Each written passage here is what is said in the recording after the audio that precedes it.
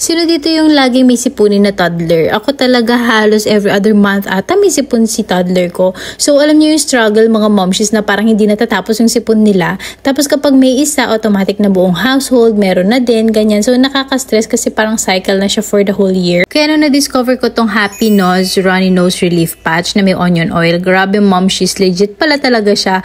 First try ko pa lang noon, napansin ko mabilis mawala yung sipon ni toddler. Kaya pala sobrang recommended siya dito. Tapos may bago pa sila ngayon na anti-cough patch with ginger oil. Hindi ko pa to na-try kay toddler, pero since effective yung original, sabi ko why not give this a shot, diba? Plus, ito pang long term naman, yung organic onion oil. 2 drops lang siya sa patch na yung wala nang amoy ganyan, pero solved na. Matagal kasi maubos to dahil sobrang tipid gamitin. Imagine momshies, hindi na kailangan ng kung ano-anong messy remedies, idikit mo lang yung patch, andyan na agad yung relief. Momshies, kung sawa na kayo sa endless sipon at ubos sa bahay, check nyo na yung yellow basket. Super lifesaver lalo na kapag school season. Yun lang, bye!